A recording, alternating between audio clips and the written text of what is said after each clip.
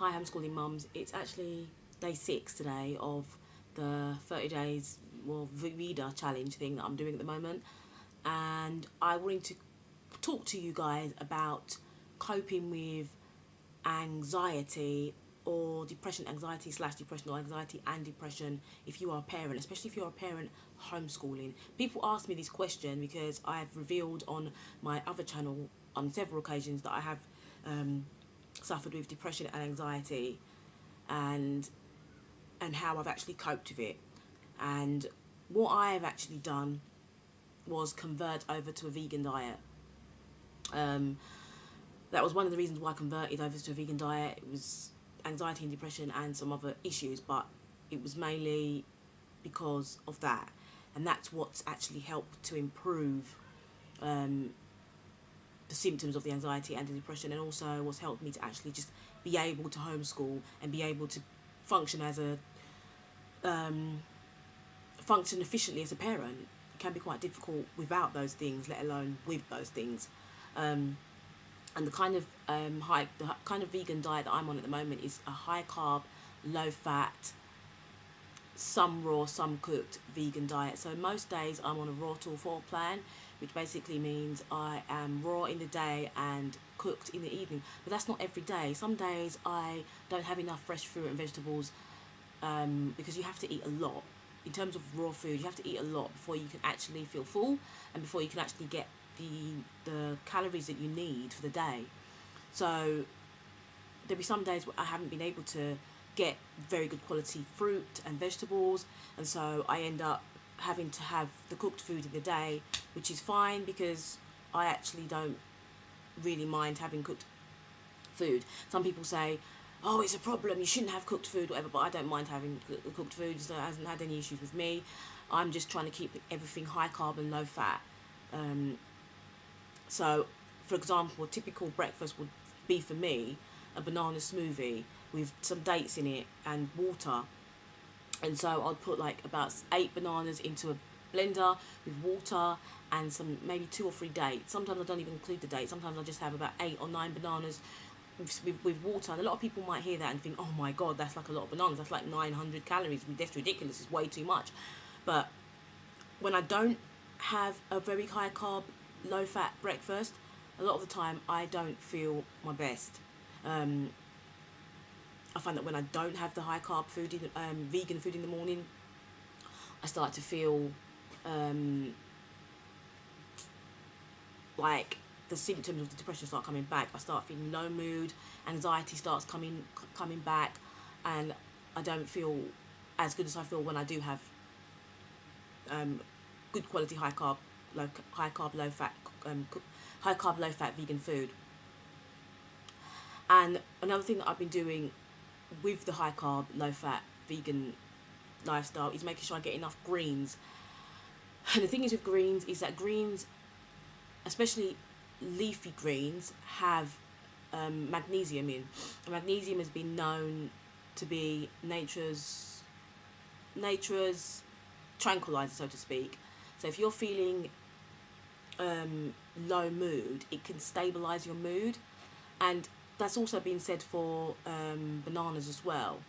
If you eat a good amount of bananas, especially when they're ripe and spotty, it does actually help to heighten your mood. It helps to make you feel better and happier. Another thing that I have been doing, as well as the diet, has been exercise. Exercise it's obvious that exercise helps with depression, because it helps your body to release endorphins, which obviously everybody knows is the happy hormone. So I try and exercise at least 3 times a week. I don't exercise every day. I'm not going to sit here and say that I'm a fitness fanatic and every day I'm on the cross trainer or the treadmill, or I'm running, like jogging like a marathon runner. No, I don't do that. No, I do a cross trainer maybe 3 times a week. I'll do skipping or boxing, because I've got the boxing gloves here, or I might just do some yoga, or I might just go for a really long walk. It really does depend how I feel but generally I try and get some exercise in. If I'm not doing like a specific exercise routine, I'll just go out for a long walk. If I'm not doing a specific exercise routine, I might just dance around the house, but I always try and get my heart rate up on most days. That actually does help. Also, drinking plenty of water is very important, because if you don't drink enough water and you feel dehydrated, if you suffer with depression or any kind of anxiety, you will feel the effects of that when you're dehydrated. So it's very important to keep your water intake up. So I try and have a minimum of 2 litres a day. That's minimum. Some days I have 3 litres depending if I'm exercising, depending on how hot it is outside as well.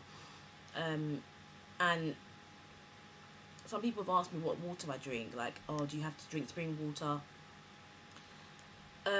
I found for me the best water has been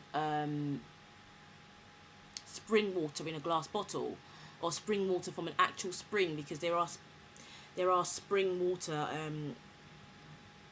pumps that you can find. It depends on where you live, but in most countries they do have a spring. Well, in the Western world, they do have a spring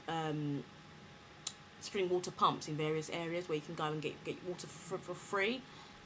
So spring water in a glass bottle. I find the plastic bottles can be a bit of an issue, but if you can't afford that, anything else but plastic bottles, get that.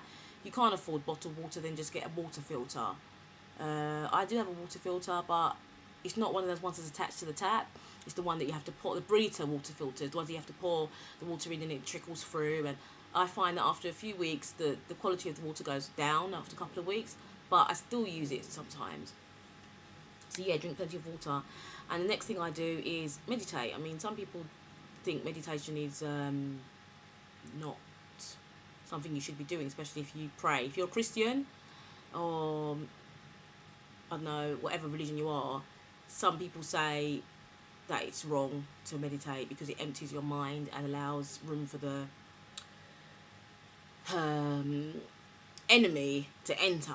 I've heard that many times, but for me, I found nothing wrong with it, and I do try and meditate on a daily basis.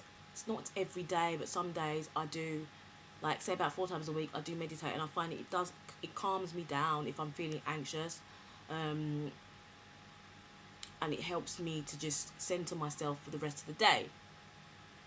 I do pray as well, so even though I'm not I don't belong to a specific religion, so I don't call myself a Christian or a Muslim. I call myself someone who believes in an almighty power. That's what I say. So I'm not an atheist. So I do pray to a God. I pray every day, quite intensely actually, as well as the meditation. So the things that I've used are my vegan diet, with my vegan diet, I make sure it's high carb, low fat. I also try and make sure I get a lot of greens. I also try and make sure that I drink plenty of water. I also try and make sure I get my exercise, and I pray and I meditate.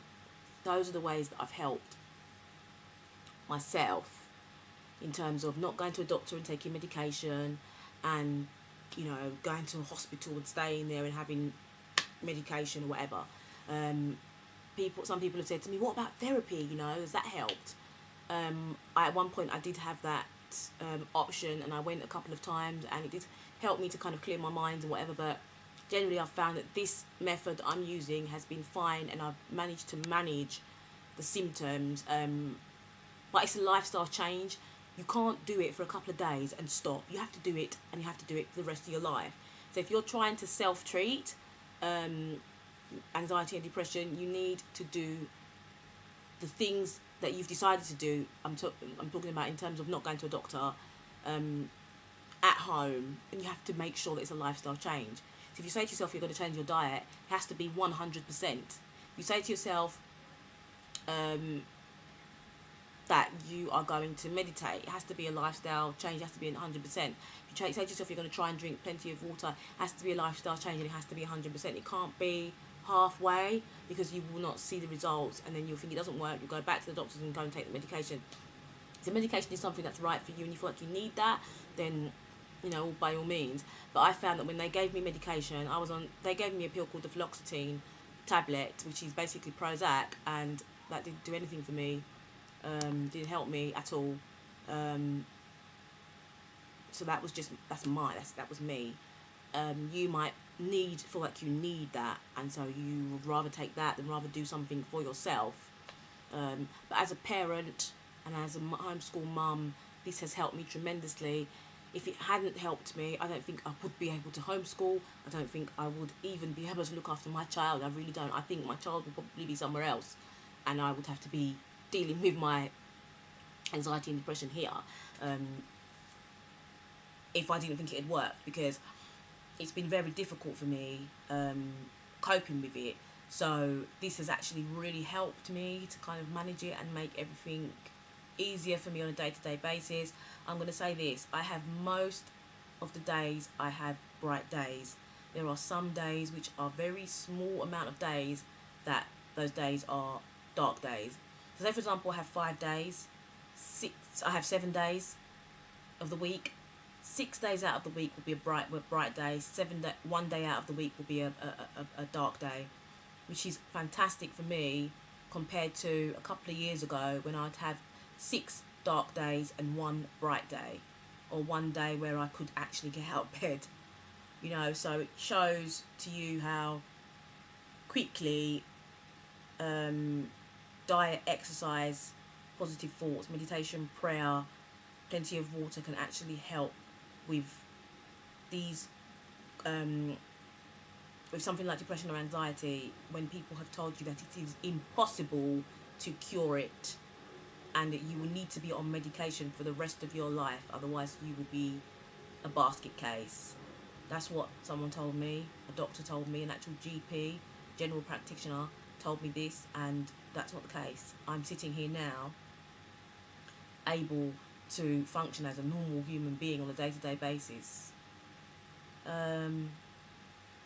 Anyway, it's been up enough for homeschooling in London, and that is how I have managed to manage my depression and anxiety as a homeschooling mum and as a mum in general. Thanks a lot for watching.